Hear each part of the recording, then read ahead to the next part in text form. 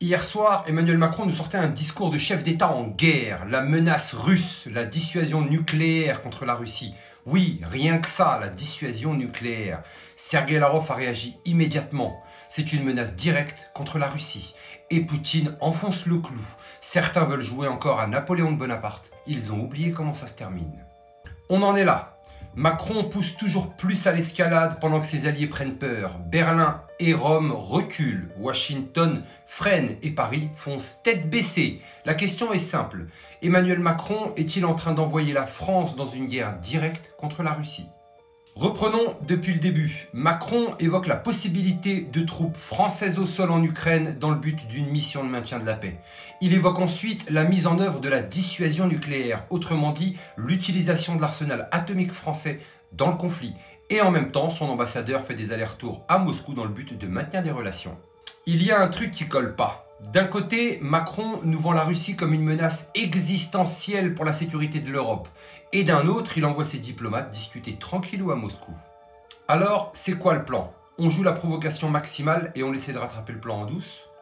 Et l'Europe dans tout ça? Ursula von der Leyen en rajoute une couche.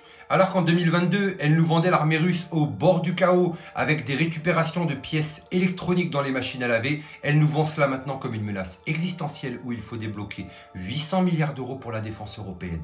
800 milliards, mais pour les retraités, les écoles, les hôpitaux, toujours rien. Et maintenant, le pompon. La France veut faire payer la guerre aux Français.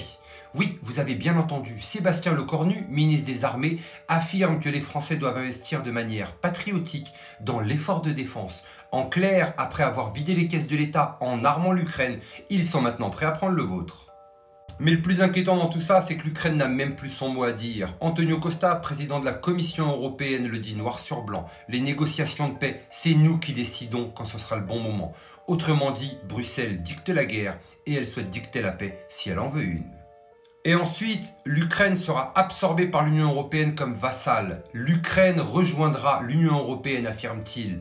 Et ensuite, plus d'aide, mais une mise sous tutelle. L'Ukraine n'aura plus de souveraineté, n'aura plus son mot à dire et sera un simple pion sur l'échiquier géopolitique occidental.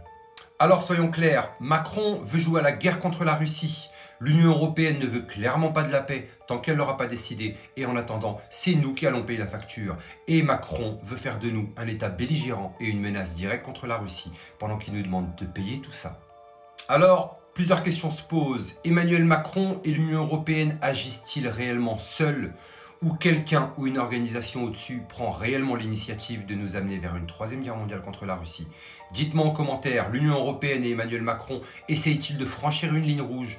Ou aurons-nous la chance de voir quelqu'un ou une organisation stopper réellement toutes ces personnes dans l'ombre qui veulent nous ramener jusqu'à la fin de l'humanité? Prenez soin de vous et surtout n'oubliez pas, on n'est clairement pas au bout de nos surprises.